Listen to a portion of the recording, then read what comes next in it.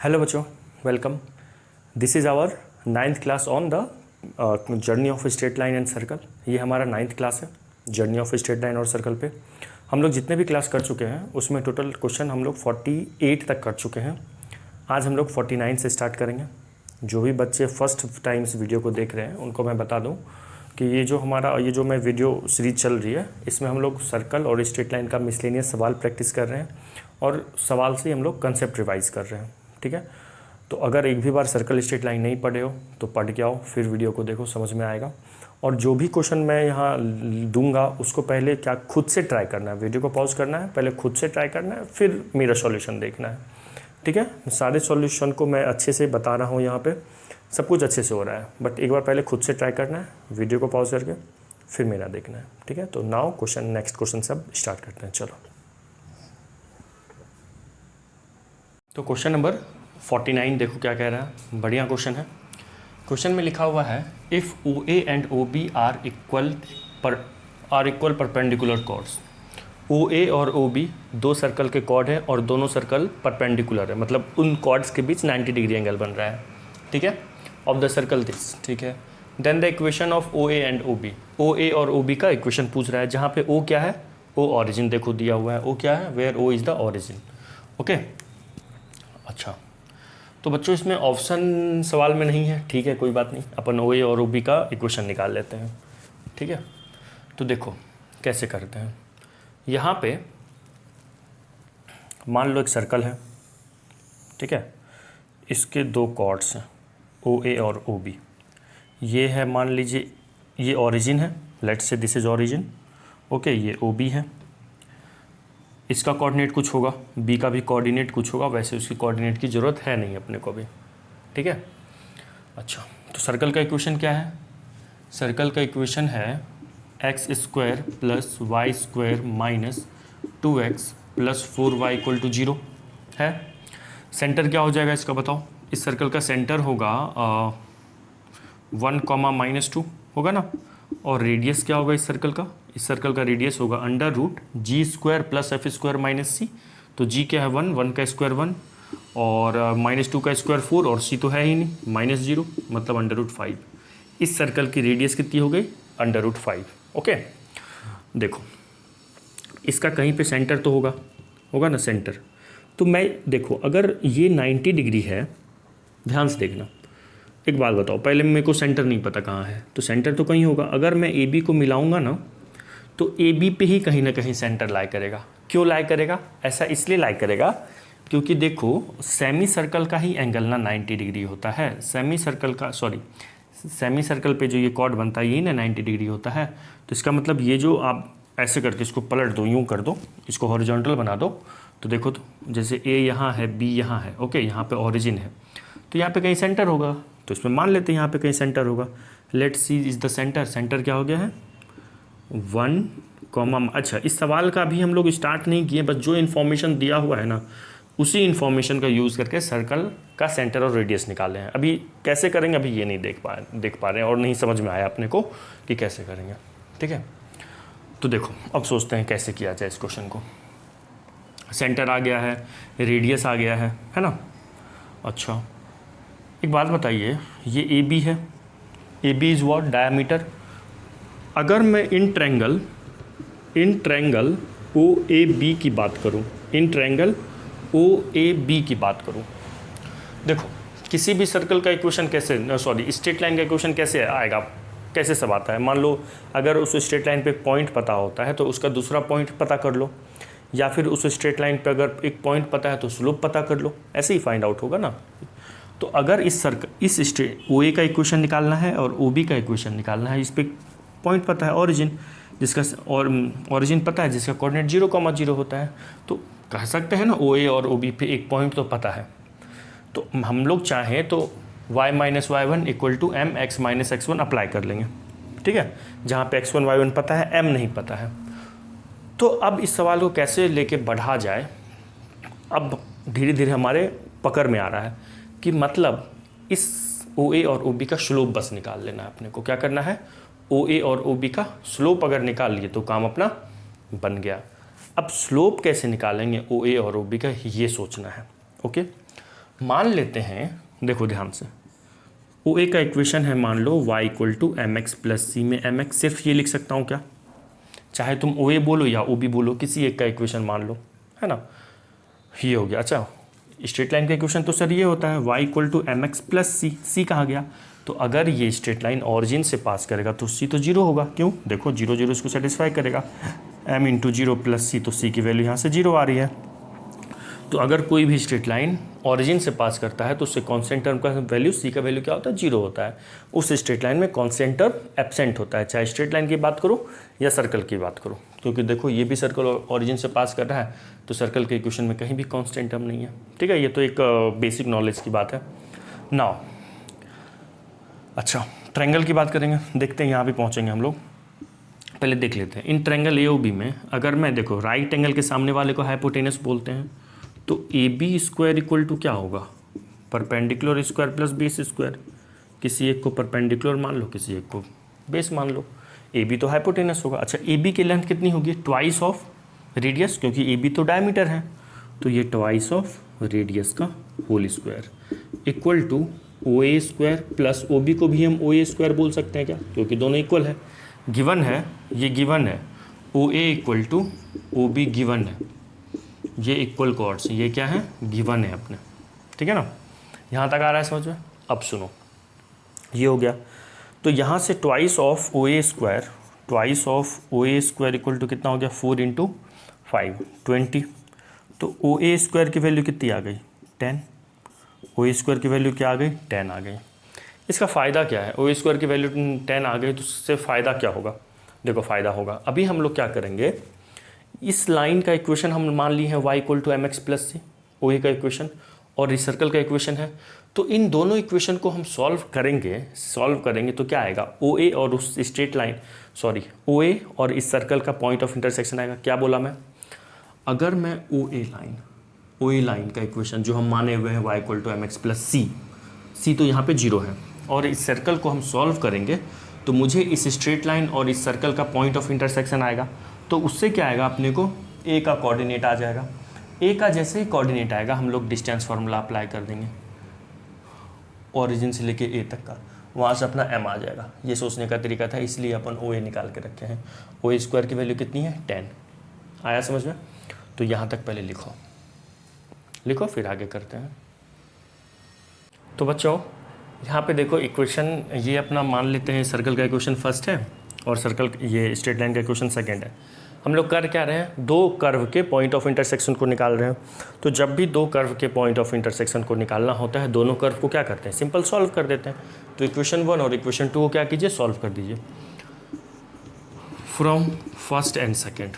तो first and second से बताओ मुझे, आप सब टोटल टर्म को यहाँ पे x में ले आओ या फिर सिर्फ y में ले आओ। तो मैं क्या करता हूँ, x में ले आता हूँ सिंपल। तो y की वैल्यू क्या है, mx। देखो सेकंड इक्वेशन में mx की वैल्यू रख दें यहाँ पे। तो y की जगह पे अगर हम mx रखेंगे तो y स्क्वायर है, तो क्या हो जाएगा, m square into x square minus 2x plus 4, यहाँ पे फिर mx रखेंगे इक्वल टू 0। ओके, आ रहा है। अब सुनो, टोटल टर्म में x कॉमन दिख रहा है क्या, ले लो कॉमन। x अगर कॉमन ले लेंगे तो यहाँ क्या होगा, x प्लस x होगा, हाँ, m square into x minus 2 plus 4m x है, ठीक है, चल 0। यहाँ पे देखो दो टर्म मल्टीप्लाई में, पहला टर्म x है, दूसरा टर्म ये पूरा है, तो इसका इंटू 0 में या तो x 0 होगा या तो ये 0 होगा। तो पहला हम x 0 ले लेते हैं। अगर हमारा यहाँ पे देखिए बच्चों, अगर x 0 होगा तो इस सर्कल के यहाँ पे रखोगे सर्कल के इक्वेशन में, तो यहाँ पे भी क्या आएगा, y 0 आ जाएगा, या चाहो यहाँ पे रखो। तो अगर x 0 है तो इससे क्या पता चल रहा है, y भी 0 होगा कि नहीं होगा। तो इसका मतलब इस स्ट्रेट लाइन और इस सर्कल का एक पॉइंट ऑफ इंटरसेक्शन 0,0 होगा, जो कि ऑब्वियसली हमें पहले से ही पता था 0,0। देखो यहाँ से भी आया है ना। अब इसको 0 के इक्वल रखते हैं। नाउ पहले तो ये किए थे लेट, अब करते हैं लेट ये दूसरा term x plus m square x minus 2 plus 4m को 0 के इक्वल रखते हैं। तो आप मुझे ये बताओ, अच्छा यहाँ पे ओ ए स्क्वायर का 10 वैल्यू है, ये यहाँ लिख देता हूँ, ये ध्यान रखना, ओ ए स्क्वायर की वैल्यू कितनी है, 10 है ना। चलिए अब यहाँ करते हैं। तो यहाँ से जो विदाउट x वाला टर्म है उसको RHS में भेज दो। तो क्या हो जाएगा, x प्लस, अच्छा यहाँ से ना x कॉमन ले लो, थोड़ा x कॉमन ले लिए तो 1 plus m square equal to 2 minus 4m, two तो प्लस में हो जाएगा, 4m माइनस में चला जाएगा, तो x की वैल्यू कितनी आ गई, 2 minus 4m upon 1 plus m square, है ना। एक दूसरा जहाँ पे ये OA और सर्कल कट हो रहा है उसका, उस दूसरे पॉइंट का x कोऑर्डिनेट ये आ गया। मतलब मैं कह सकता हूँ अगर 0 0 O है तो पॉइंट A का x कोऑर्डिनेट ये होगा। अब यहाँ का y कोऑर्डिनेट निकालने के लिए क्या करो, फ्रॉम सेकेंड में x की वैल्यू को रख दो, तो क्या लिखते हैं फ्रॉम सेकेंड, फ्रॉम मतलब सेकेंड बोले तो यहाँ पे क्या है सेकेंड बच्चों, स्ट्रेट लाइन का इक्वेशन है, तो सेकेंड में क्या है y equal to m x plus c, तो y का वैल्यू कितना आ जाएगा m, y equal to m x है, सिर्फ m, x की वैल्यू रख दो यहाँ पे, तो क्या हो जाएगा 2 minus 4m upon 1 plus m square. आया समझ में, बोलो यहाँ तक देखो। तो इसका मतलब ये जो x और y है ये क्या है, ये दोनों क्या है, x और y ये कोऑर्डिनेट ऑफ a है, ये क्या है, ये दोनों कोऑर्डिनेट ऑफ a पता चल गया। आ रहा है समझ में। तो यहाँ पे अगर मैं लिखना चाहूँ तो लिख देता हूँ, ये देखो वो कोऑर्डिनेट ऑफ a, अगर हम a का इक्वेशन माने तो कोऑर्डिनेट ऑफ a मान लो, b का इक्वेशन मानते तो कोऑर्डिनेट ऑफ b हो जाता वो, ठीक है ना। इसको मान लेते हैं कोऑर्डिनेट ऑफ a क्या हो गया, 2 minus 4m upon 1 plus m square comma 2m को मल्टीप्लाई कर देते हैं 2m minus 4m square upon 1 plus m square, ये a का कोऑर्डिनेट आ गया, ठीक है। अब बताओ OA का वैल्यू कितना दिया हुआ है, OA स्क्वायर इक्वल टू 10 दिया हुआ है ना। तो पहले ये बताइए मुझे OA कितना होगा, OA अपने पास है क्या, O भी पता है A भी पता है, x1 माइनस x2, तो x1 क्या है 2 minus 4m upon 1 plus m square, x1 minus x2 तो 0 है, तो 0 का होल स्क्वायर हो जाएगा, तो 0 तो हटा छोड़ ही दो, प्लस y1 माइनस y2, तो y1 इसको ले लीजिए 2m, वो तो अपने 1 पे डिपेंड करता है ना, x1 y1 किसको मानेंगे, इसको y2 मान लो 0 को यहाँ पे, m माइनस 0 का होल स्क्वायर, और ये होता काहे में बच्चों, स्क्वायर रूट में होता है। OA का वैल्यू स्क्वायर रूट में आएगा तो OA स्क्वायर है तो सिर्फ ये रहेगा, OA स्क्वायर है ना, इक्वल टू 10। आ रहा है समझ में। अच्छा अब बस कुछ नहीं है, इसको सिंप्लीफाई करना है, तो यहाँ पे लिखिए, पहले यहाँ तक लिख लिए। देखो तो यहाँ पे एलसीएम लेंगे तो थोड़ा लेंदी हो सकता है ना, एक काम करते हैं, देखो ये जो मैं यहाँ पे अंदर m मल्टीप्लाई किया था ना, ये सही नहीं रहेगा करना। एक काम करो m को ना मत ही मल्टीप्लाई करो, वैसे कॉमन ले लो, मान लिए कॉमन ले लिए, तो ये हो गया था 2 माइनस 4m, है ना।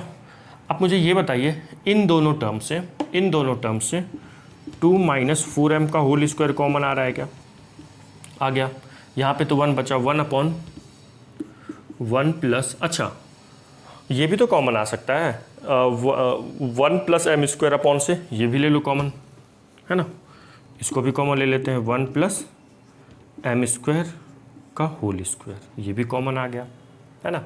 तो यहाँ पे क्या बचा, यहाँ पे कुछ नहीं, 1 बच रहा है, प्लस यहाँ पे बच्चों अपने पास क्या बच रहा है, m का स्क्वायर, है ना, इक्वल टू 10, है ना। यहाँ पे बस m बच रहा है ना, ये तो कॉमन आ गया स्क्वायर में, और इसका भी होल स्क्वायर कॉमन ले लिए, तो यहाँ पे 1 बचा, यहाँ पे 1 प्लस एम स्क्वायर, ये m बच गया तो m का स्क्वायर हो गया, m स्क्वायर बच गया, मतलब वहीं रह गया, ठीक है। तो यहाँ से देखो ये 1 प्लस एम स्क्वायर से एक टर्म पूरा कट जाएगा, बोलो कटेगा ना, ठीक है। अच्छा अब क्या करेंगे इसको, वहाँ पे अब बहुत सिंपल हो गया, अब तो सिंपल क्वाड्रेटिक m में बनेगा और m की 2 वैल्यू आ जाएगी। चलिए लिखिए यहाँ तक, फिर आगे करते हैं। यहाँ तक हो गया, लिख लिए, रफ कर दिया मैं। देखो अब क्या करेंगे, ये 1 प्लस एम स्क्वायर को इधर ले लो, तो ये हो जाएगा 2 माइनस 4m का whole square equal to 10 into 1 plus m square होगा क्या। अच्छा यहाँ पे ना a माइनस बी का होल स्क्वायर आई होप पता होगा, तो वहाँ पे a माइनस बी के होल स्क्वायर पे इसको ओपन कर लीजिए, a square plus b square minus 2ab, 2 2 जा 4, 4 2 जा 16m equal to 10 plus 10m square. इस 10m स्क्वायर को 10m स्क्वायर को RHS में सॉरी LHS में लेके आएंगे तो 6m स्क्वायर हो जाएगा, और माइनस 16m, इस 10 को इधर लाएंगे तो माइनस 6 इक्वल टू 0। कुछ कॉमन आ रहा है यहाँ से, कॉमन लेके छोटा बना लो, क्या आ रहा है 3 कॉमन आ रहा है, तो ये हो जाएगा 2m square minus 8m minus 3 equal to 0। चलिए इसको फैक्टराइज कर ले अब, 3 2 ज़ा 6 हो रहा है ना, तो हो पाएगा क्या बताओ, लिखो यहाँ तक। अरे अरे यहाँ 3 होगा ना, 2 कॉमन, 3 कॉमन, 2 कॉमन लिए है ना, तो 3 होगा ना। चलिए अब बताइए, यहाँ पे 3 3 ज़ा 9 हो रहा है, ठीक है, 9 फैक्टराइज होगा, हाँ हो जाएगा यहाँ पे आराम से। तो ये -9m + m -3 = 0, क्या कॉमन आ गया यहाँ से, 3m कॉमन आ गया, ठीक है, 3m कॉमन ले लिए, तो यहाँ पे आ गया m-3 + 1 कॉमन ले लिए, तो m-3 = 0। तो बच्चों यहाँ से m की एक वैल्यू 3 आ गई और m की एक वैल्यू -1/3 आ गई, बस बन गया अपना काम, ठीक है ना। तो बस लिखिए यहाँ तक, फिर इक्वेशन निकाल लेंगे बस। चलो लिखो। तो बच्चों यहाँ से m की 2 वैल्यू आ गई, m की एक वैल्यू क्या आ गई 3 और एक वैल्यू -1/3। 2 वैल्यू इसलिए आया है कि ये सर्कल इस स्ट्रेट, देखो यहाँ पे ना 2 वैल्यू जो आई है ना, उससे अपना OA का इक्वेशन आ जाएगा, एक इक्वेशन, और दूसरा इक्वेशन OB का आ जाएगा, ठीक है। तो बस OA से हम लोग चले और m की 2 वैल्यू आ गई, इसका मतलब 2 ऐसा लाइन पॉसिबल था, और लिखा भी है यहाँ पे 2 कॉर्ड्स हैं। तो यहाँ पे एक y = mx अपना इक्वेशन है, एक बार क्या करो इसमें y = m की वैल्यू 3 रख दीजिए, 3x हो गया, एक क्या हो गया y = 3x, एक आंसर आ गया। चलो दूसरा आंसर निकाल लेते हैं, y = mx, m की जगह पे -1/3 रख दीजिए, x तो ये हो जाएगा 3y = -x, दूसरा आंसर हो गया, ठीक है। अब ऑप्शन में देख लेना, सॉरी ऑप्शन तो इसमें है ही नहीं, कैसा था, ठीक है, बढ़िया क्वेश्चन था। जो भी क्वेश्चन देखो देते हैं ना, अगर मैं नहीं भी बोलूँ ना, तो आप वीडियो को आप लोग पॉज किया कीजिए और खुद से पहले ट्राई करो, और फिर मेरा देखो कि तुम्हारा सॉल्यूशन और मेरा सॉल्यूशन मैच करता है। नहीं होता है तो फिर तो अपन सॉल्यूशन करते ही हैं, है ना। हर क्वेश्चन को पहले खुद से ट्राई करना है, फिर मेरा देखना है। चलिए लिख लीजिए, फिर नेक्स्ट क्वेश्चन करेंगे। नाउ बच्चों, क्वेश्चन नंबर 50 हमारा अर्धशतक लग चुका है, सवाल नंबर 50 पे हम लोग पहुँच चुके हैं। देखो तो इस क्वेश्चन में क्या है, ये भी बहुत ही बढ़िया क्वेश्चन है। लास्ट वाले सवाल जैसा तो नहीं बोलो, बट वो वाला कंसेप्ट भी अप्लाई करके चाहो तो कर सकते हो। पहले सवाल तो पढ़ ले, फिर देखेंगे क्या कह रहा है। तो देखो क्वेश्चन में है, अच्छा इस क्वेश्चन में ऑप्शन दी हुई है, option A B C D, ये 4 ऑप्शन दिया हुआ है बच्चों, option A B C D। देखो क्वेश्चन में लिखा हुआ है the equation of the chord of the circle this which passes through origin such that the origin divide this in the ratio 4:1 is. मतलब सुनो क्वेश्चन में क्या कर रहा है, एक सर्कल है, एक कोई सर्कल है, ठीक है। इस सर्कल का कॉर्ड जो कोई एक कॉर्ड है, ठीक है, कोई भी कॉर्ड मान लो, लेट से अपन हॉरिजॉन्टल मानने से थोड़ा क्या रहता है, दिखता है मुझे आराम से, मुझे नहीं, हॉरिजॉन्टल कॉर्ड मानने से क्या होता है, कॉम्प्लेक्स नहीं दिखता है। तो सिंपल देखो, ये ऐसा मान ले कुछ इंक्लाइन, तो देखने में सही नहीं लगता, टफ जैसा फील होता है, ठीक है ना। हॉरिजॉन्टल मान लेते हैं कोई कॉर्ड है, ये क्या है, कॉर्ड ऑरिजिन से पास कर रहा है, ये मान लो ऑरिजिन से पास कर रहा है O से, ठीक है। ऑरिजिन इस कॉर्ड को 4:1 में डिवाइड कर रहा है, ऐसा लिखा हुआ है सवाल में। तो इस कॉर्ड का इक्वेशन निकालना है। देखो सर्कल का इक्वेशन क्या है, x² + y² - 3x - 4y - 4 = 0। ये कॉर्ड मान लो अपना A और B है। आप चाहो तो let equation of chord AB is y = mx मान सकते हो। C तो होगा नहीं, क्यों, क्योंकि यहाँ पे क्या है, ये कॉर्ड ऑरिजिन से पास कर रहा है, नहीं होगा। सुनो लास्ट में भी ऐसा ही कोई कॉर्ड का इक्वेशन निकालना था, अच्छा 2 कॉर्ड का, जहाँ पे दोनों कॉर्ड परपेंडिकुलर था, ऐसा कुछ था। यहाँ पे एक ही कॉर्ड है जो कॉर्ड ऑरिजिन से पास कर रहा है। देखो एक तो मेथड मैं इसको ओरली बता रहा हूँ, जो ओरली बता रहा हूँ वो लेंथी है, इसलिए उस मेथड से हम लोग नहीं करेंगे, एक दूसरा मेथड बताऊँगा। देखो करना क्या, ट्राई करना एक बार तुम लोग, सर्कल दिया हुआ है और लाइन y = mx + c मान लिए, m y की वैल्यू रख देना इसमें, x में आपको एक क्वाड्रेटिक इक्वेशन दिखेगा, x में एक क्वाड्रेटिक दिखेगा, उसके 2 रूट्स निकाल लेना। कैसे निकालोगे, यहाँ पे m के टर्म में 2 रूट्स निकाल लेना, श्रीधारा चारे लगा के, वो जो होता है ना x = -b + -√d/4a, उससे निकाल लेना फैक्टराइज अगर नहीं होगा तो, ठीक है। x के 2 वैल्यू m में निकाल लोगे, तो जो x की 2 वैल्यू होगी, एक वैल्यू x की a के लिए होगी, एक वैल्यू x की b के लिए होगी। अगर x की 2 वैल्यू आ गई तो यहाँ से y की 2 वैल्यू आ जाएगी, एक इसके लिए और इसके लिए। फिर क्या करना, सेक्शन फार्मूला लगा देना। सेक्शन फार्मूला लगा दोगे ना, x1 मान लो, देखो सुनो मान लेते हैं a का कोऑर्डिनेट है x1 y1 और b का कोऑर्डिनेट है x2 y2। तो सेक्शन फॉर्मूला लगाएंगे तो 4x2 plus 1x1 upon 1 plus 4 equal to origin का x कोऑर्डिनेट 0। ऐसे पुट करोगे तो आ जाता है, वहाँ से अपने को ना m का वैल्यू आ जाएगा और m का वैल्यू आ जाएगा, तो इक्वेशन आ गया कॉर्ड का। बट अब करना उस मेथड से थोड़ा आपको लेंदी पड़ेगा, तो उस मेथड से हम लोग नहीं करेंगे। एक आप लोग को ना स्मार्ट तरीका मैं बता रहा हूँ, एक अच्छा मेथड सिखा रहा हूँ कैसे करेंगे। देखो स्टार्टिंग तो दोनों का सेम ही है। हम लोग मान लेते हैं ये इक्वेशन नंबर फर्स्ट है, इसको मान लेते हैं सेकेंड है। अपने को करना क्या है, इस कॉर्ड का इक्वेशन निकालना है। इस कॉर्ड पे एक पॉइंट तो पता है, एक दूसरा पॉइंट बस पता कर लेंगे तो हो जाएगा, या दूसरा पॉइंट पता कर ले या स्लोप पता कर ले, है ना। तो देखो करेंगे क्या, यहाँ पे ना from equation first and second चलेंगे। क्या करेंगे, फर्स्ट और सेकेंड। ऐसा क्यों कर रहे हैं, पॉइंट ऑफ इंटरसेक्शन निकालने के लिए। From first and second we get, जो भी लिखना है आप लिख सकते हो, फर्स्ट एंड सेकेंड पहले चलेंगे। इक्वेशन और 2 एक्स तो रहेगा, रहने दो, एक्स स्क्वायर वाई के जगह पे mx रखेंगे तो m square x square minus 3x minus 4mx minus 4 equal to 0। बोलो आएगा, है ना। पुराना पिछला मेथड और ये मेथड यहाँ तक तो सेम है। फिर क्या करते हैं, उसमें x में एक क्वाड्रेटिक इक्वेशन बनाएंगे इसको, और आप लोग x को श्रीधराचार्य जो आप लोग 10th में पढ़े हैं, x equal to minus b plus minus under root D upon 4a से, सॉरी 2a से कर देते हैं। वैसे मैं नहीं करूँगा। देखो पहले तो इसको क्वाड्रेटिक बनाओ, स्टैंडर्ड क्वाड्रेटिक जैसा दिखाओ। 1 plus m square x square, है ना, माइनस और एक काम करते हैं प्लस एक्स कॉमन ले लो, minus 3 minus 4m into x minus 4 equal to 0, है ना। बच्चों ये एक क्वाड्रेटिक इक्वेशन है, इसके 2 रूट्स होंगे। अब ध्यान से सुनना बस जो समझा रहा हूँ, इसके 2 रूट्स होंगे कि नहीं होंगे, बिल्कुल होंगे। जो दोनों रूट्स होंगे वो किसकी वैल्यू होगी, x की वैल्यू होगी ना, ठीक है। इसके 2 रूट्स होंगे और दोनों वैल्यू किसकी होगी, x की ही वैल्यू होगी।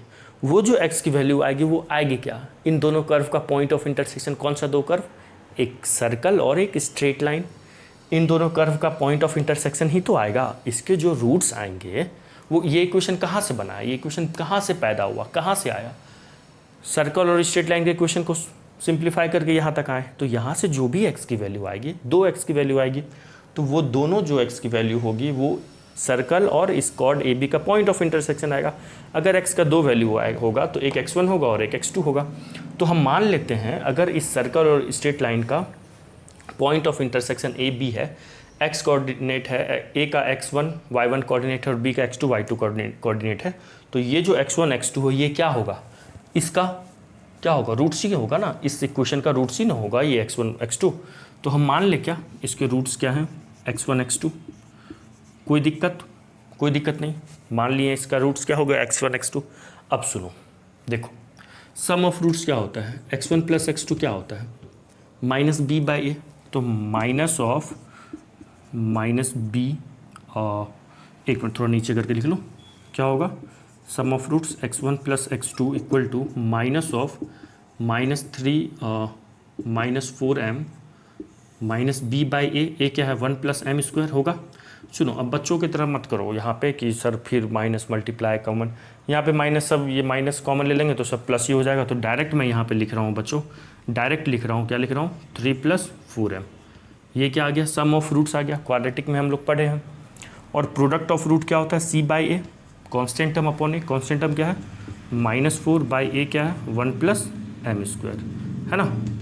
देखते चलो बस, m में एक मिलते जा रहा है ना नोट अभी। बस कितना शानदार क्वेश्चन था ये, और कितना बेहतरीन तरीके से इसको हम लोग सिंप्लीफिकेशन मेथड से, मतलब सिंपल मेथड से लेके चल रहे हैं, ठीक है यहाँ तक। अच्छा ये सिंपल मेथड कैसे सोचने में आएगा, जब तक ज़्यादा से ज़्यादा क्वेश्चन नहीं लगाओगे, सिंपल मेथड कैसे अप्रोच करे कि सवाल आसान हो जाए, तभी अप्रोच होगा। मेरा क्या है, प्रैक्टिस है, तो मैं सोच पाता हूँ कि नहीं इस मेथड से थोड़ा टफ होगा और उस मेथड से ईजी होगा। मैं दोनों मेथड से सॉल्व किया हूँ, बट उस मेथड से लेंथी लगा तो वो आप लोग को बस ओरली बता दिया। यहाँ पे मैं सिंपल मेथड बता रहा हूँ आपको, ठीक है।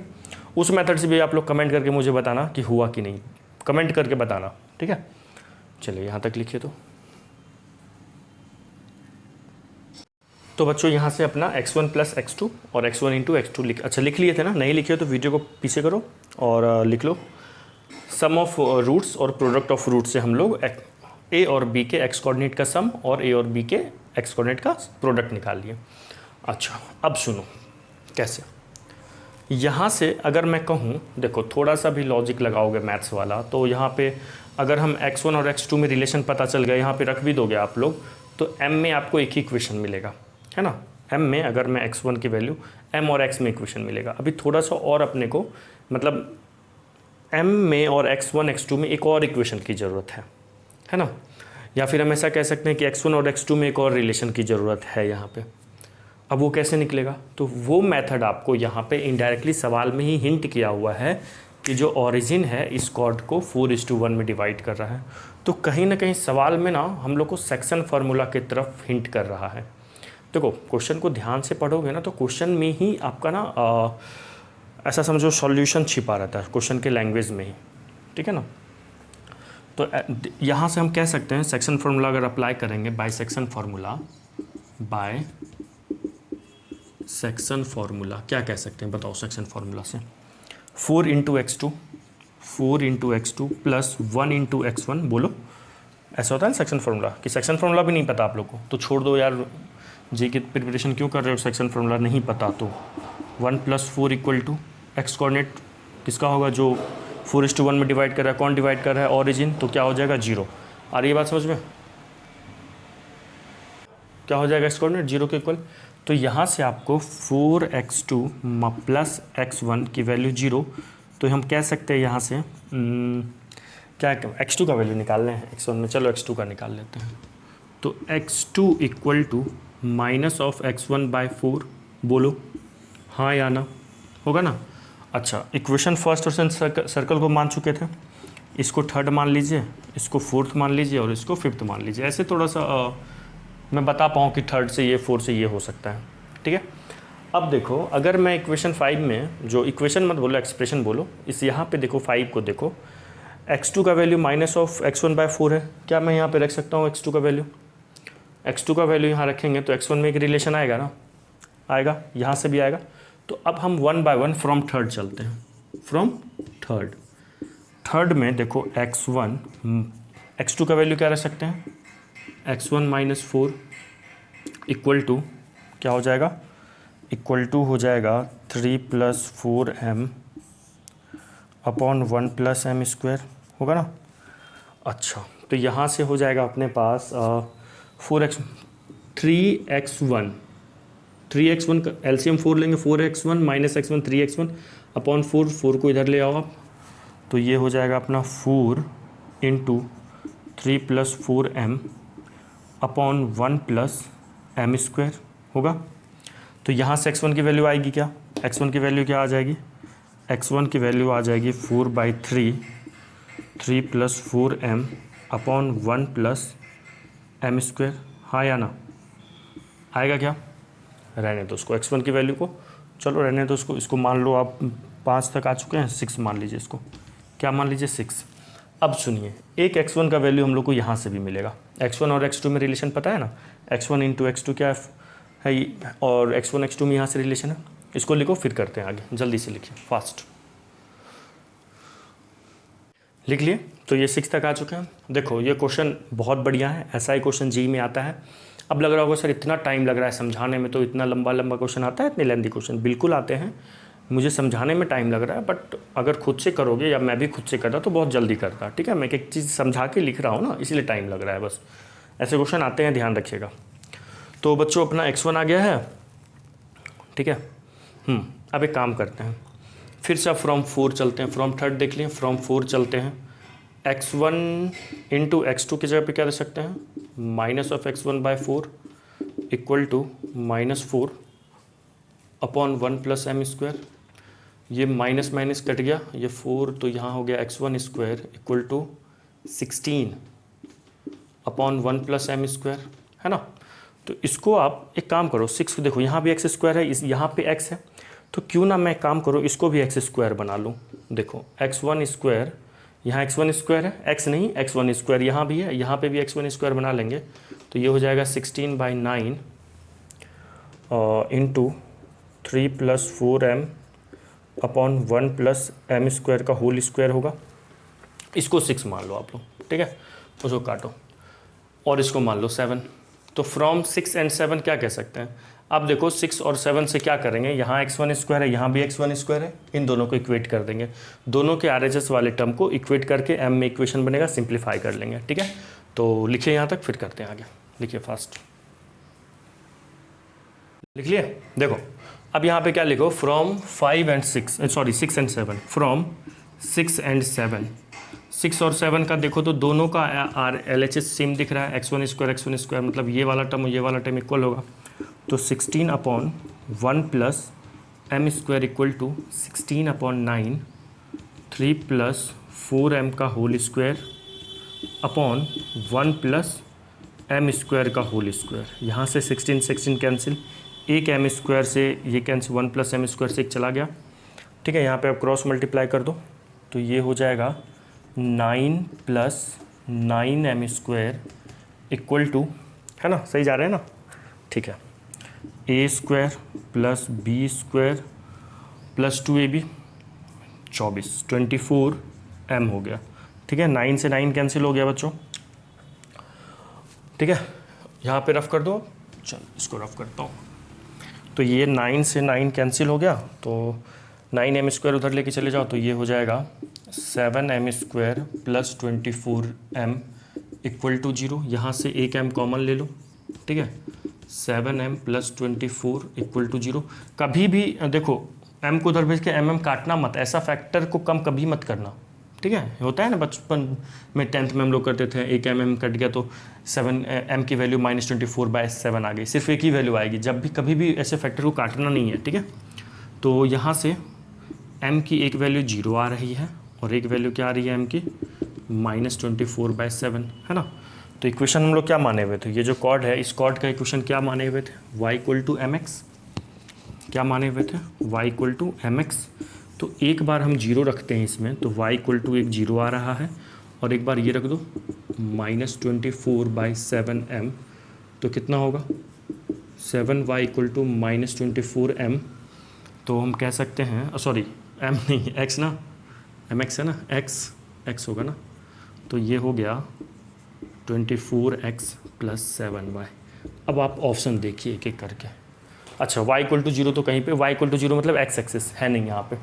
ठीक है, यहाँ पे तो दूसरा है 24x + 7y, 24x + 7y, 24x + 7, हाँ B for Bombay is the correct answer, है ना। कितना बढ़िया क्वेश्चन था। क्वेश्चन ऐसा आता है, समझाने में मुझे टाइम लगा, लेंदी लगा, लेकिन जब आप खुद से करोगे तो प्रैक्टिस जब की स्पीड होगी। ठीक है, बढ़िया क्वेश्चन था। अब नेक्स्ट क्वेश्चन करते हैं। क्वेश्चन कितने हो गए, ये 50 हो गए। चलिए अब अगला करेंगे 51।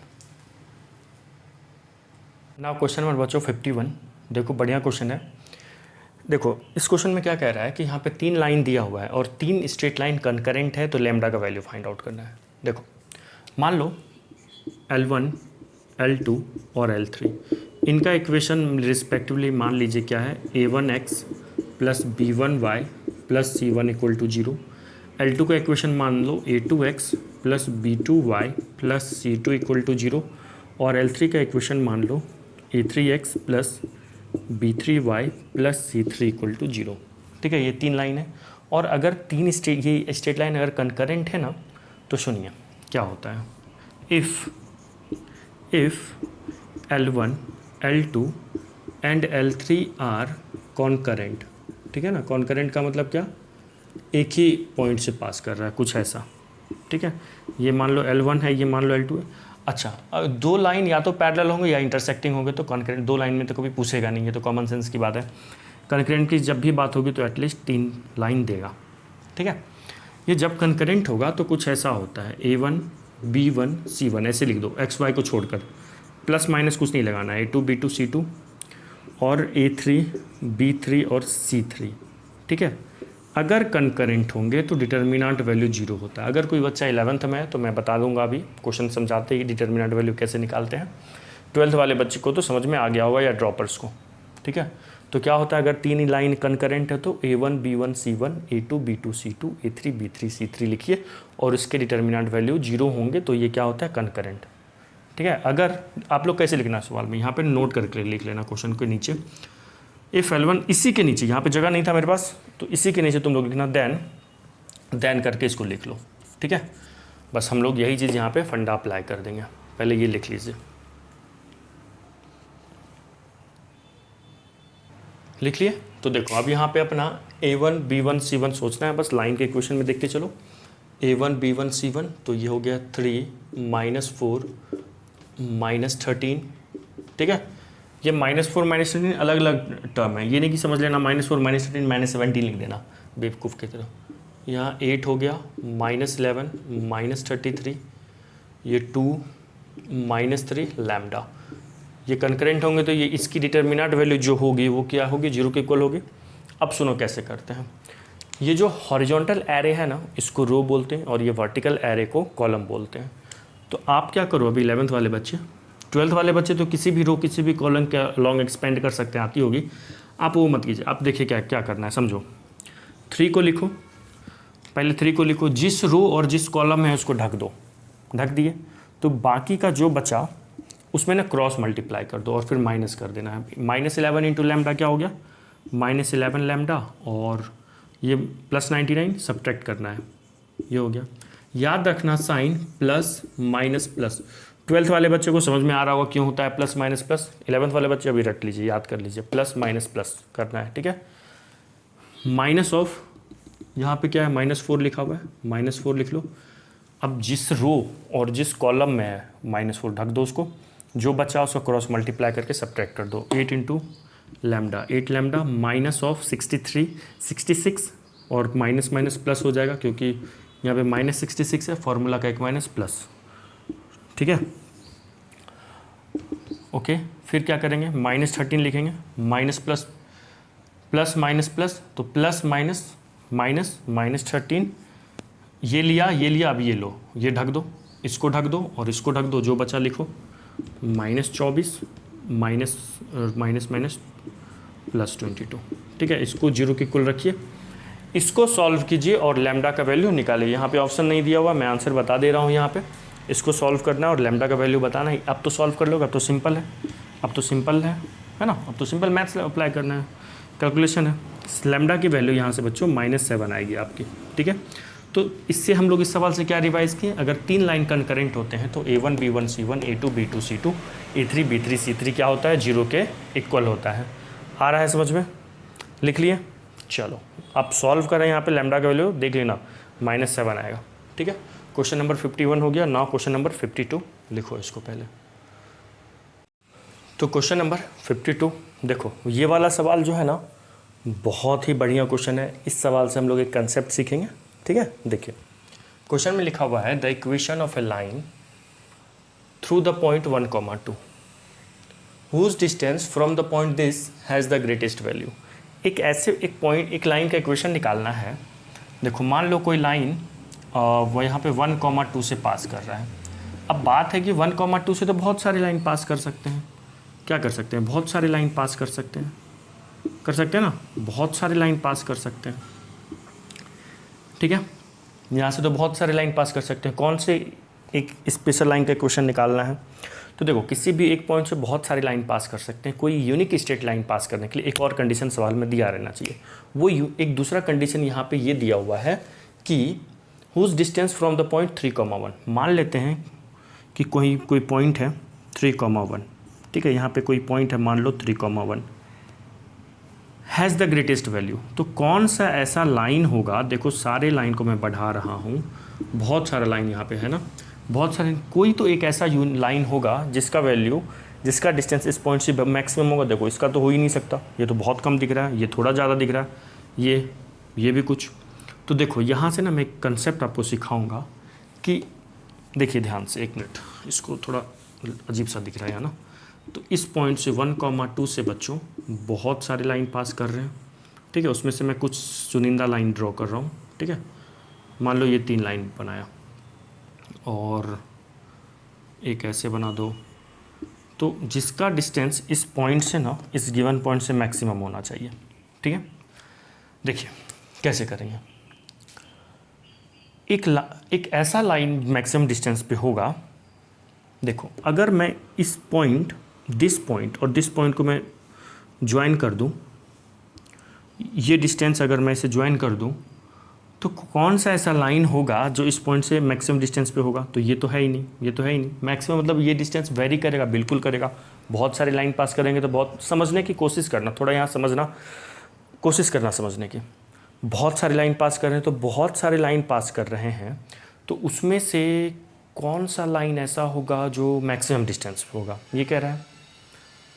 तो अब बताओ मुझे, मैक्सिमम डिस्टेंस पे होना चाहिए, मिनिमम नहीं। मिनिमम का कहने का तो मतलब हो जाएगा कौन सा लाइन, तो एक काम करो, उस लाइन को यहीं से गुजार दो, पास करवा दो, जीरो कर दो। मिनिमम डिस्टेंस जीरो ही हो सकता है ना। तो कोई एक ऐसा लाइन लो जो 1,2 से भी पास करवा दो, लो यही लाइन जो बना हुआ, मान लो ये पॉइंट ए है और ये पॉइंट मान लो बी है, ए बी लाइन कह सकते हैं मिनिमम डिस्टेंस। बट यहाँ पे मैक्सिमम डिस्टेंस की बात हो रही है। तो मैक्सिमम डिस्टेंस वही होगा जो ए बी पे ना परपेंडिकुलर होगा। ध्यान रखना। ऐसा क्यों? जो ए बी पे ना, जो लाइन देखो, ये जो डार्क सा लाइन बना रहा हूँ, जो लाइन ए बी पे परपेंडिकुलर होगा वही लाइन ए से मैक्सिमम डिस्टेंस पे होगा। दिख भी रहा है, आप देखो यहाँ पे अगर ये परपेंडिकुलर है, ए से लेकर इस पॉइंट ए से इस स्ट्रेट लाइन का अगर डिस्टेंस देखो तो बहुत सारा होगा। देखो अगर मैं ऐसे देखूँ तो ज़्यादा, थोड़ा कम, थोड़ा कम। तो ये तो देखो अच्छा, यहाँ पे ना मिनिमम डिस्टेंस समझने लग, मिनिमम डिस्टेंस के कंसेप्ट से ना सवाल थोड़ा लगने लगता है, यार मिनिमम डिस्टेंस होता है ना, वो कोई फिक्स स्ट्रेट लाइन के लिए ऐसा होता है ना। कोई अगर फिक्स स्ट्रेट लाइन दिया हुआ और किसी पॉइंट से उस फिक्स स्ट्रेट लाइन का मिनिमम डिस्टेंस क्या होगा? परपेंडिकुलर डिस्टेंस होगा।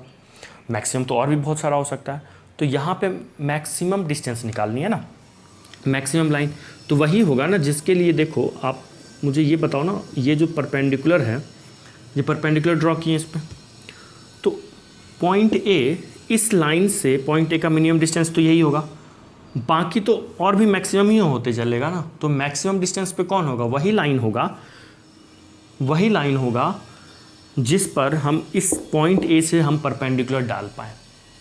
वही लाइन होगा जिस लाइन पर हम पॉइंट ए से परपेंडिकुलर ड्रॉ कर पाएँ, वही लाइन इस पॉइंट से मैक्सिमम डिस्टेंस पे होगा। ऐसा इसलिए होगा क्योंकि यहाँ पे अगर हम परपेंडिकुलर ड्रॉ कर पाएंगे तो ये मिनिमम होगा। अब बाकी तो और बढ़ता ही जाएगा ना, बढ़ता ही जाएगा, आगे बढ़ाओगे और बढ़ेगा और ग्रेटर देन डिस्टेंस होते चलेगा। ठीक है, फिर कहोगे सर ये वाला लाइन क्यों नहीं होगा? परपेंडिकुलर ड्रॉ ही नहीं होगा इस पर। देखो ये मिनिमम डिस्टेंस पे, हाँ इस पर भी बहुत सारा डिस्टेंस पॉसिबल है, बट मैक्सिमम डिस्टेंस उसी पे पॉसिबल है जिस पे हम पॉइंट ए से हम परपेंडिकुलर डाल पाएँ। जिस भी स्ट्रेट लाइन पे हम पॉइंट ए से परपेंडिकुलर डाल पाएँ, वही डिस्टेंस, वही स्ट्रेट लाइन इस पॉइंट ए से मैक्सिमम डिस्टेंस पे होगा। ठीक है, मैक्सिमम डिस्टेंस पे होगा। आ रही बात समझो? देखो आप लोगों ने मिनिमम डिस्टेंस से डिस्टर्ब कर रहा होगा, सर वो पॉइंट से किसी भी स्ट्रेट लाइन पे तो परपेंडिकुलर डिस्टेंस तो मिनिमम डिस्टेंस होता है। बिल्कुल होता है, ये ए बी मिनिमम होगा। अगर मान लो मैं यहाँ पे कोई भी लाइन ना बनाता, अगर एक फिक्स्ड स्ट्रेट लाइन होता तो ये डिस्टेंस इस स्ट्रेट लाइन से इस पॉइंट ए का मिनिमम डिस्टेंस कौन होगा? यही होगा, मिनिमम डिस्टेंस होगा। और भी तो डिस्टेंस पाए जा सकते हैं, और भी डिस्टेंस पाए जा सकते हैं, वो इससे ए बी से ज़्यादा होगा। लेकिन अब है कि यहाँ से बहुत सारा लाइन पास कर रहा है, तो बहुत सारा लाइन पास कर रहा है तो इस पॉइंट से इस स्ट्रेट लाइन में परपेंडिकुलर ड्रॉ कर पाए तब ना। अब कहोगे सर परपेंडिकुलर तो ड्रॉ कर सकते हैं, हाँ बिल्कुल ड्रॉ कर सकते हैं। लीजिए कहीं से भी कोई पॉइंट लेंगे, परपेंडिकुलर ड्रॉ कर पाएंगे। तो जो हम लोग परपेंडिकुलर ड्रॉ कर पाएंगे जिस उसी लाइन का इक्वेशन निकालना है। तो समझ में आया? तो यहाँ पे उस स्ट्रेट लाइन का इक्वेशन निकाल देंगे, समझ रहे हो ना। तो यहाँ पे इस पॉइंट बी से गुजरने वाले लाइन का इक्वेशन निकालना है। तो पॉइंट बी से गुजरने वाला एक ऐसा लाइन का इक्वेशन निकालेंगे जो जिस पर ये लाइन ए बी के परपेंडिकुलर होगा।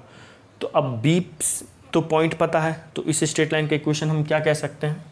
y minus y one equal to m x minus x one.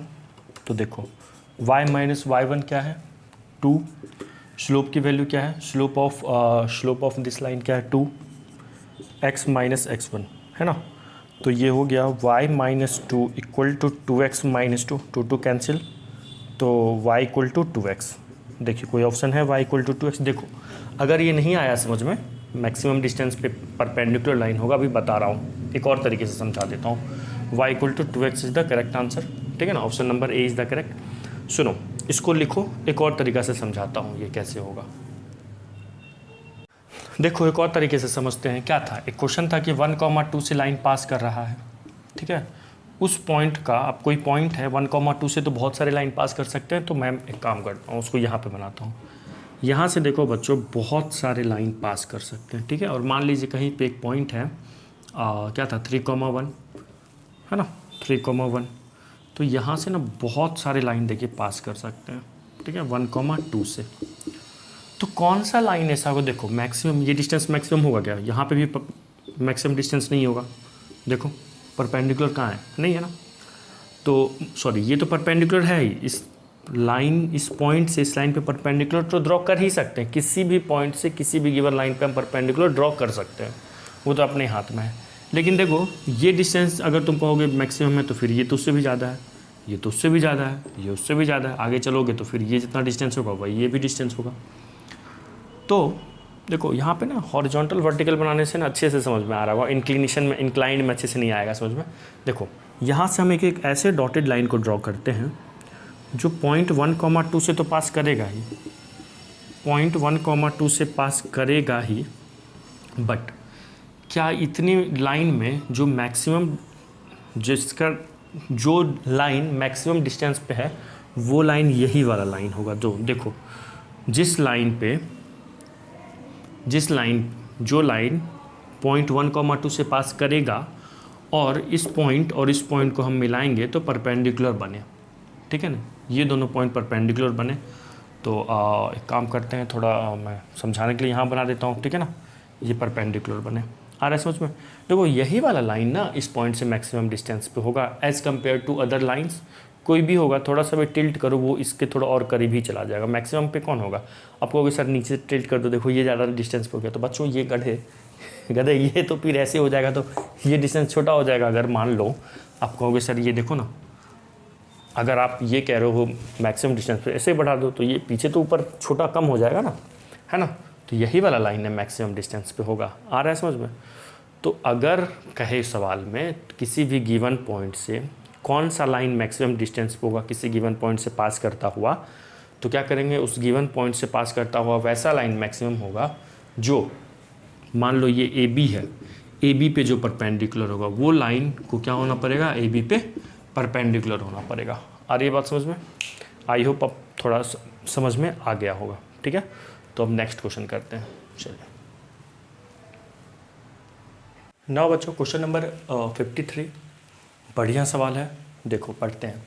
Question में लिखा हुआ a rhombus is inscribed in the region. Rhombus समझ में आता है ना क्या होता है, देखो स्क्वायर बना दो, ठीक है, उसको टेढ़ा कर दो, मतलब कहने का मतलब ये कि एक ऐसा पैरेललोग्राम जिसका सभी साइड क्या होता है, इक्वल होता है, this equal to this equal to this equal to this, and जो अपोजिट साइड होते हैं वो पैरेलल होते हैं। आ रही है बात समझ में। बट ये 90 डिग्री नहीं होता है, अगर ये 90 डिग्री हो जाएगा तो ये स्क्वायर हो जाएगा, ठीक है, ऐसा टेढ़ा रहता है रोम्बस ना, ऐसा रहता है, ये 90 डिग्री नहीं होना चाहिए, ठीक है। वर्टेक्स पे जो एंगल बनता है वो 90 डिग्री नहीं होता है, अगर वो 90 डिग्री हो गया तो that is special case rhombus का हो जाएगा और वो स्क्वायर बन जाएगा, ठीक है, तो ये रोम्बस होता है।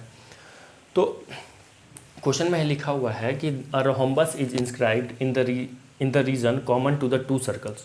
कोई दो सर्कल है जिसके कॉमन रीजन में एक रोम्बस को इंस्क्राइब किया गया, with two of its vertices on the line joining the centres of the circle. जिस जो रोम्बस इसका कोई दो वर्टेक्स लाइन किस पे है, line joining the centres of the circles, then the area of the rhombus is. Rhombus का area पूछ रहा है बच्चों, ऑप्शन लिख लो, मैं ऑप्शन को रफ करूँगा ताकि जगह मेरे पास बन जाए यहाँ पे क्वेश्चन करने के लिए, ठीक है। लिख लिया ऑप्शन, वीडियो को पॉज करके लिख लीजिए। चलिए देखो, दो सर्कल है, मान लो सर्कल कुछ ऐसा फिगर, देखो एग्जैक्ट सर्कल नहीं दिख रहा होगा, ठीक है ना, कुछ ऐसा एक सर्कल है, ओके। मान लीजिए ये सर्कल है, पहला वाला सर्कल है x square plus y square minus 4x minus 12 equal to 0। मान लो दिस इज S1, ये S1 है, और S2 ये दूसरा वाला सर्कल मान लो ये S2 है जिसका इक्वेशन है x square plus y square plus 4x minus 12 equal to 0, ठीक है। इस सर्कल का जो सेंटर होगा, इस सर्कल का सेंटर क्या होगा, C1। मान लो सर्कल S1 का सेंटर C1 है, डैट इज़ 2,0, और इस सर्कल का सेंटर डैट इज़ C2, ये क्या होगा -2,0, है ना। -2, 0। आप यहाँ देखो ये, अच्छा इसका मान लो रेडियस r1 है, पहले रेडियस निकाल लो तो क्या हो जाएगा, g² 16 + 12, है ना, सही कर रहे हैं ना। क्या होता है रेडियस, √g² + f² - c, तो g², g का वैल्यू तो 2 है ना, सॉरी 2 है ना, -2, तो ये हो जाएगा -2 का स्क्वायर 4 हो जाएगा ना, 12 + 4 16, 12 + 4 16, ये रेडियस r1 आ गया 4 अपना, ठीक है। अब देखना r2 अपना क्या आ रहा होगा, r2 भी अपने पास ठीक है, r2 भी 4 आ गया, ठीक है। रेडियस 2 निकालो, रेडियस कैसे होता है, √g² + f² - c, ठीक है। तो जो रेडियस के बीच का डिस्टेंस है, अच्छा ये दोनों सर्कल ना ऐसा ही होगा, इंस्क्राइब मतलब एक दूसरे में इंस्क्राइब, रेडियस का मतलब यहाँ पे डिस्टेंस बिटवीन सेंटर जो है ना वो कम है रेडियस के सम से, बट ज़्यादा है रेडियस के डिफरेंस से, तभी इस टाइप का सिनेरियो बनता है, ठीक है। आप करके देखना, यही आएगा। सेंटर के बीच का डिस्टेंस रेडियस के सम से छोटा है और रेडियस के डिफरेंस से ज़्यादा होगा, ठीक है। तो सेंटर जो पहला जो सर्कल है, ये जो S1 है, इसका सेंटर है 2, 0। तो आप देखो ये जो सर्कल S2 है ना, ये 2, 0 से पास करेगा, 2, 0 रखो, 0 रखोगे ये खत्म, 2 का स्क्वायर 4 और ये हो जाएगा 4 2 8, 8 + 4 12, + 12 -12 कैंसिल। तो जो सर्कल S1 का जो सेंटर है ना वो यहाँ पे है, C1 यहाँ पे है, -2 C1 क्या है 2, 0 ना, 2, 0 और C2 होगा। अब करके देखना, जो सर्कल S2 है उसके सेंटर से सर्कल S1 पास करेगा, सेंटर को सेटिस्फाई करवा के देख लेना, S2 में S1 में करेगा, ठीक है ना, दोनों सर्कल में सेटिस्फाई करवा लेना, ये सेंटर ऐसा है, ठीक है, मैं तो ओरली सेटिस्फाई कर लिया। अच्छा अब कह रहा है ऐसा कि रोहम्बस इस टाइप से देखना, अभी ध्यान से देखना, अब रोहम्बस कैसे बनाए, ठीक है, ये तो क्या हो गया, कॉमन कॉर्ड हो गया। अब रोहम्बस इस टाइप से इंस्क्राइब्ड है कि जिसका 2 vertex on the line joining the centres of the circle. ये जो सेंटर है ना, रोहम्बस इंस्क्राइब करने का मतलब है चारों वर्टेक्स इस पे लाई करेगा, सर्कल पे ही लाई करेगा, इसके कॉमन रीजन वाले पार्ट पे लाई करेगा, ये वाला रीजन और ये वाले रीजन पे चारों वर्टेक्स लाई करेगा। तो एक वर्टेक्स तो अपना आ गया C1 C2, 2 वर्टेक्स, और एक वर्टेक्स मान लो A है और एक वर्टेक्स मान लो B है, ठीक है। अच्छा मुझे ये बताइए, ये डिस्टेंस क्या होगा, this is what, this is radius of S1, radius of S1 क्या है 4, ये डिस्टेंस क्या है, रेडियस ऑफ S2 है, तो ये भी 4 है ना, 4 है। अच्छा ये भी 4 और ये भी 4, देखो चारों साइड सेम है, तो ये क्या हो गया, रोहम्बस हो गया, ठीक है। अब एरिया निकालना है, अब ध्यान से देखना, ध्यान से देखना, अगर हम ट्रायंगल AC1 और C2, ये ऊपर वाले ट्रायंगल का एरिया निकाल देंगे और उसको ट्वाइस कर देंगे तो टोटल एरिया आ जाएगा रोहम्बस का। तो अपना टारगेट है यही एरिया निकालना, ठीक है ना। तो एरिया क्या होता है किसी भी ट्रायंगल का, half into base into height, half into base into height, है ना। क्या ये एक राइट एंगल ट्रायंगल है, पता नहीं, ये 90 डिग्री नहीं हो सकता है, पता नहीं क्या है, ठीक है ना। तो सुनो, half into base into height लगाना है ना। एक बात बताइए, C1 और C2 के बीच का डिस्टेंस क्या है, ये निकालो पहले, C1 और C2 निकालो। क्या ये इक्विलेटरल ट्रायंगल है, C1 C2 का मतलब है, और 2 माइनस ऑफ प्लस होगा 2 का स्क्वायर हो गया, और 0 - 0 का स्क्वायर प्लस 0 - 0 का होल स्क्वायर, ये हो गया 4 का स्क्वायर, डेट इज़ 4। तो C1 C2 के बीच का भी डिस्टेंस देखो 4 आ गया, ये तो इक्विलेटरल ट्रायंगल है। C1 C2 क्या हो गया, इक्विलेटरल ट्रायंगल हो गया, और इक्विलेटरल ट्रायंगल का एरिया क्या होता है, तो यहाँ से area of rhombus equal to twice into area of triangle, देखना ध्यान से, अच्छा नीचे लिख देता हूँ, area of triangle AC1 C2, कौन सा ट्रायंगल, AC1 C2, तो 2 इंटू इक्विलेटरल ट्रायंगल का एरिया क्या होता है, √3/4 इंटू साइड का स्क्वायर, √3/4 इंटू साइड का स्क्वायर। तो साइड क्या हो गया भैया, साइड तो 4 है, तो 4 का स्क्वायर, तो एक 4 से एक 4 चला गया, 4 2 = 8, तो 8√3 square unit is the correct answer. आया समझ में। यहाँ पे ये चीज़ नोटिस करना था कि जो सर्कल S1 है वो सर्कल S2 के सेंटर से पास कर रहा है, और जो सर्कल S2 है वो सर्कल S1 से के सेंटर से पास कर रहा है। रोहम्बस अगर इंस्क्राइब्ड होगा तो उसका चारों वर्टेक्स इसी पार्ट पे लाई करेगा, अब कहीं भी लाई, यहाँ भी लाई कर सकता था, यहाँ भी, बट क्वेश्चन में कह रहा है कि दो वर्टेक्स उसके सेंटर को मिलाने वाले लाइन पे ज्वाइन लाई करेगा, तो सेंटर पे ही लाई कर रहा है ना। और बाकी के दो वर्टेक्स ऐसे हो गए, मिला दिया मैं, हो गया सिंपल। बस ये रेडियस की वजह से ये 4 4 हो गया, और सेंटर के बीच का डिस्टेंस निकाले तो ये भी कितना हो गया, 4 हो गया। और जो सेंटर के बीच का डिस्टेंस है ये भी 4 हो गया, तो सर्कल इस टाइप का इंस्क्राइब्ड होगा। अच्छा हाँ ठीक है, चलिए लिख लीजिए, फिर नेक्स्ट क्वेश्चन करते हैं। नाउ बच्चों क्वेश्चन नंबर 54, देखो बढ़िया क्वेश्चन है ये भी, सारा क्वेश्चन बढ़िया ही होता है, ठीक है।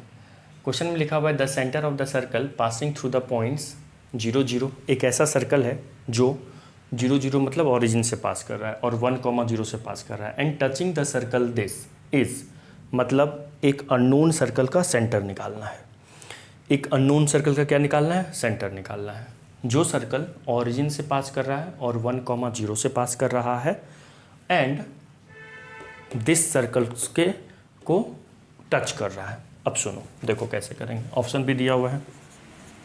देखो ये अपना हो गया y एक्सिस, ये अपना हो गया x एक्सिस। ये जो सर्कल है कुछ ऐसा बनेगा, कौन सा सर्कल, ये है अपना मान लीजिए S1, सर्कल S1 है, ये 9 हो गया, ये सर्कल S1 है, ठीक है। ये वाला पॉइंट क्या होगा, 3 0 होगा। अब एक जो अननोन सर्कल है वो इस सर्कल को ना टच कर रहा है। अब बात है सर इंटरनली भी टच कर सकता है, एक्सटर्नली भी। देखो ये हो गया एक्सटर्नली टच कर रहा है और ये इंटरनली टच कर रहा है। अब यहाँ पे कौन सा सिनेरियो है, एक्सटर्नली टच करने वाला, इंटरनली टच करने वाला, या इंटरनली टच करने वाला। तो यहाँ पे इंटरनली टच करने वाला सिनेरियो है। क्यों है ऐसा, क्यों है, क्योंकि जो टच कर रहा है वो ओरिजिन से पास कर रहा है। अगर बाहर से पास टच करेगा तो ओरिजिन से कैसे पास कर पाएगा, तो वो कुछ ऐसे मान लो और 1 0 से भी पास कर रहा है ना, दस passing through the point 1 0 and this, ठीक है। कुछ इस टाइप का है ना।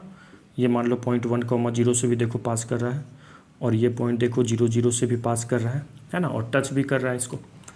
तो अब मान लीजिए ये छोटा वाला सर्कल है ना, इस सर्कल को मान लो S2 है, ठीक है। इस सर्कल को क्या मान लेते हैं, S2 है, छोटा जो इंटरनली टच कर रहा है। तो S2 का अगर हम जनरल इक्वेशन लिखना चाहें तो क्या लिखेंगे, x² + y² + 2gx + 2fy + c, नहीं, क्योंकि ये जो S2 है ये ओरिजिन से पास कर रहा है। और अभी कुछ देर पहले मैं बताया हूँ, अगर कोई भी सर्कल या कोई स्ट्रेट लाइन ओरिजिन से पास करता है तो उसमें कांस्टेंट टर्म नहीं होता है। कैसे, 0 0 रख के सेटिस्फाई करवा देना, c की वैल्यू 0 आएगी, ठीक है। इस S2 का अगर मैं सेंटर की बात करूं, S2 का मान लो सेंटर C2 है, तो वो क्या होगा, -g - f। और रेडियस की बात करूं, मान लो R2 है रेडियस, तो वो क्या होगा, g² + f²। ओनली c तो होगा नहीं, ठीक है। अब हम लोग का टारगेट क्या है, S2 का सेंटर निकालना, मतलब g और f का अगर वैल्यू आ गया तो सेंटर आ जाएगा, ठीक है। यही गिवन सिचुएशन का यूज़ करना है। तो एक काम करते हैं, अगर मैं सॉरी इस पॉइंट को सेटिस्फाई करवा देता हूँ। ये मान लो पॉइंट A है, पॉइंट A 1 0 से पास कर रहा है। फॉर पॉइंट A 1 0 को इसमें सेटिस्फाई करवा दो, क्योंकि सर्कल S2 इसी पॉइंट से पास कर रहा है, ये पॉइंट इसको सेटिस्फाई करेगा। तो सेटिस्फाई करेंगे तो 1 का स्क्वायर 1, 0 y की जगह पे 0, यहाँ भी 0 और यहाँ पे 1 रखो, तो ये हो गया 2g। अरे वाह, g का वैल्यू तो बहुत ईजिली आ गया, -1/2। तो देखो जरा ऑप्शन में कोई -1/2 है क्या, अरे कहीं नहीं, अच्छा हाँ सॉरी, अगर g -1/2 है तो सेंटर का कोऑर्डिनेट तो -g होता है, तो +1/2। तो यहाँ पे 3 ऑप्शन में मैं चालाकी कर रहा था, अगर कोई एक ऑप्शन में तो टिक करके आगे निकल जाता, लेकिन यहाँ पे 3 ऑप्शन में है। और मतलब ऑप्शन A तो नहीं ही होगा, B, C और D में ही कुछ होगा, ठीक है। चलिए अब F की वैल्यू निकालनी है। तो बताओ इंटरनली टच कब करता है, ये भी सिनेरियो कब होता है बताइए, जब सेंटर के बीच का डिस्टेंस, अगर सेंटर C1 C2 है, एक का सेंटर C1 है, एक का मान लीजिए ये C2 है, और ये C1 मान लो, इसको C2 मान लो। सेंटर के बीच का डिफरेंस जब इक्वल हो जाता है रेडियस के, सेंटर के बीच का डिफरेंस नहीं, डिस्टेंस, जब रेडियस के डिफरेंस के इक्वल हो जाता है तो वो सर्कल कहाँ से पास करता है, सॉरी, तब सर्कल इंटरनली टच करते हैं। आ रही है बात समझ में। तो अब हम लोग इसी कंसेप्ट का यूज़ करके f निकालने की कोशिश करेंगे। तो बच्चों पहले यहाँ तक लिखिए।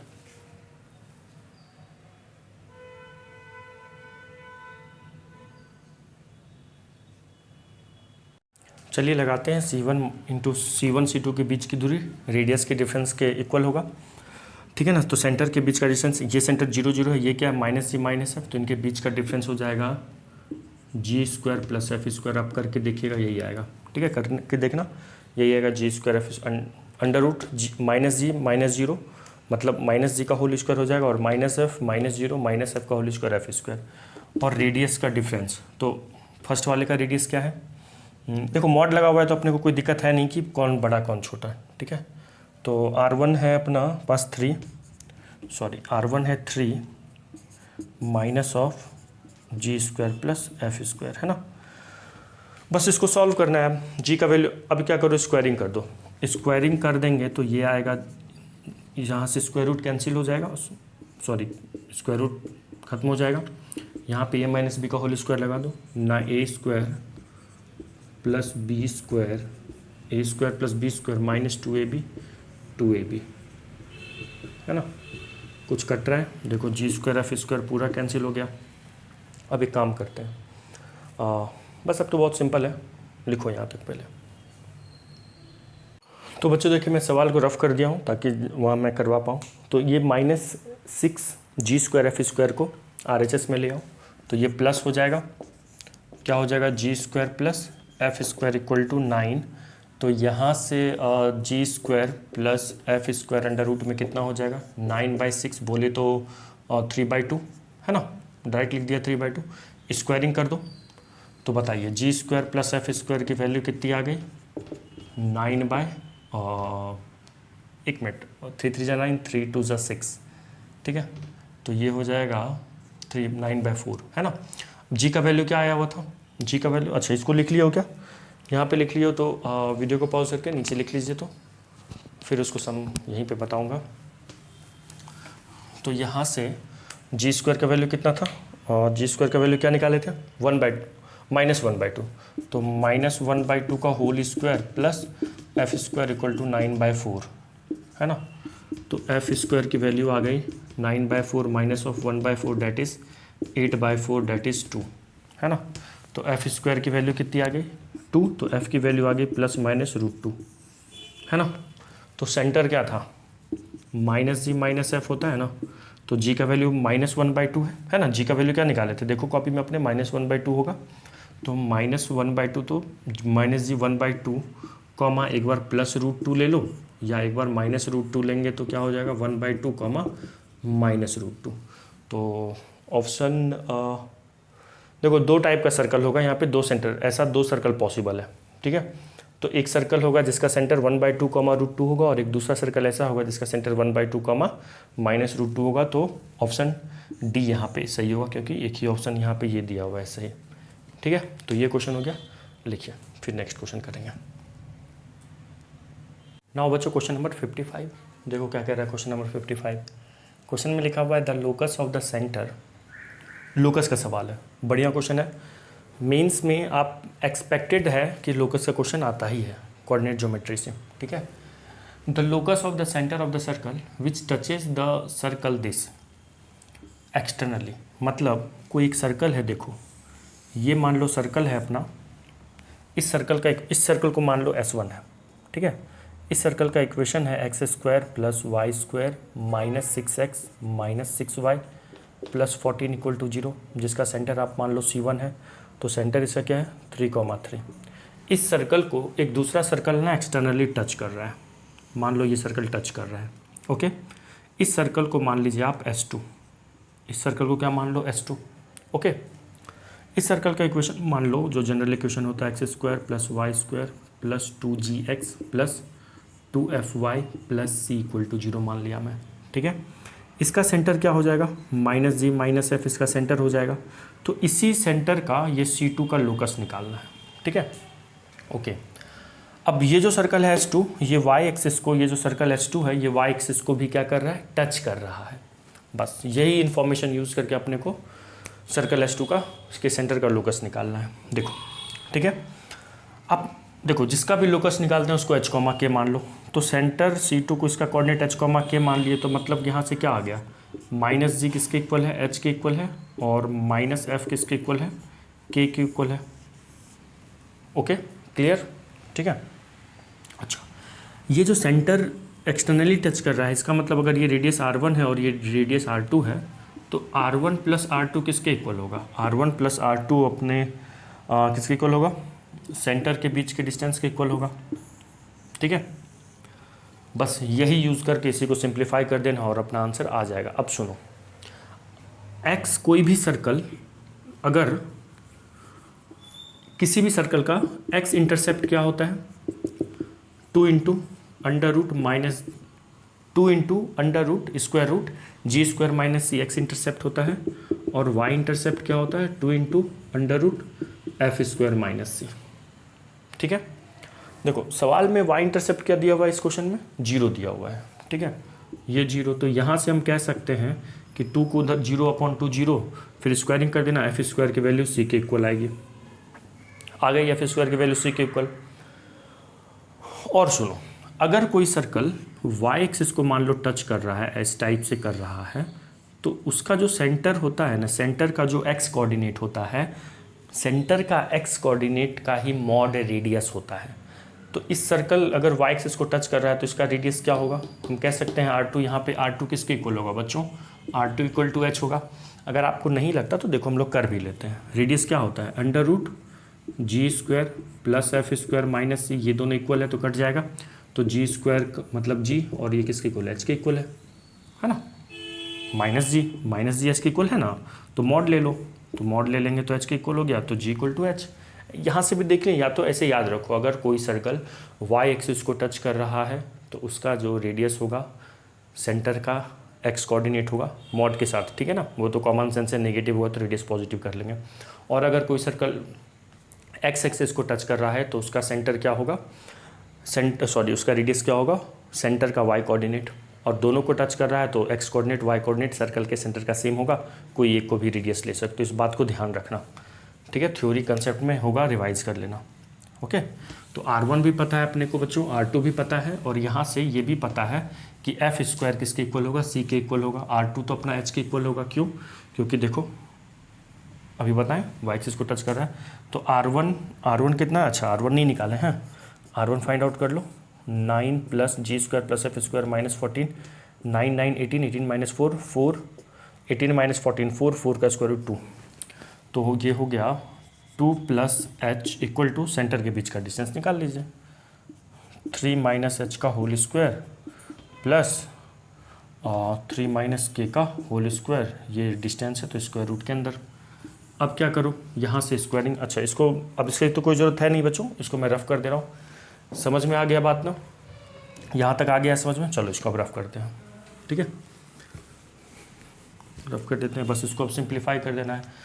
स्क्वायरिंग बोथ साइड कर दीजिए, स्क्वायरिंग बोथ साइड्स कर देंगे तो क्या आ जाएगा, 4 plus h square plus 4h equal to 9, इसका रूट चला जाएगा, स्क्वायर तो रहेगा दोनों का whole square, 9 plus h square minus 6h, 2 भी ना, हाँ, फिर 9 प्लस के स्क्वायर माइनस 6k, कुछ कैंसिल हो रहा है, एच स्क्वायर से एच स्क्वायर कैंसिल हो गया, तो 4 plus 4h equal to 9 plus 9 18 minus 6h minus 6 के सबको स्क्वायर कहीं नहीं, हाँ के का स्क्वायर तो रहेगा ना, प्लस के स्क्वायर, सबको एक साइड ले आओ के स्क्वायर की तरफ, तो ये हो गया के स्क्वायर, अच्छा माइनस 6 माइनस 4h उधर हो जाए, 4h प्लस में उधर जाएगा तो माइनस 4h, तो माइनस 10h हो जाएगा, और माइनस 6 के है ही, ये इधर गया तो माइनस नहीं प्लस 14 इक्वल टू 0, तो इसको एक्स वाई में अब कन्वर्ट कर देते हैं, एच के को, वाई स्क्वायर माइनस 10x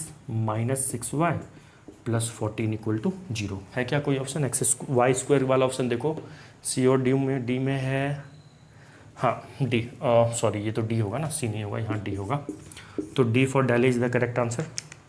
आया समझ में। तो इस सवाल से क्या क्या रिवाइज हुआ, अगर सर्कल वाई एक्सिस को टच करता है तो उसका जो वाई इंटरसेप्ट होगा 0 होगा, और जो रेडियस होगा सेंटर के एक्स कोऑर्डिनेट के इक्वल होगा, ये रिवाइज हुआ। और अगर एक्स एक्सिस को टच करेगा तो एक्स इंटरसेप्ट 0, मतलब जी स्क्वायर सी के इक्वल होगा।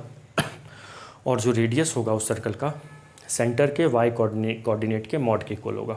ये हो गया। बस यहाँ पे ये रिवाइज हुआ। दो सर्कल अगर एक दूसरे को एक्सटर्नली टच करता है तो क्या होता है, रेडियस का सम सेंटर के दिख भी रहा है, रेडियस का r1 + r2 equal to c1 c2 के बीच का डिस्टेंस। ये रिवाइज हो गया। अच्छा क्वेश्चन था, ठीक है। तो आज से क्लास के लिए इतना ही। अब 55 तक हो चुका है, 56 से हम लोग नेक्स्ट क्लास में करेंगे। Okay bye, have a nice day.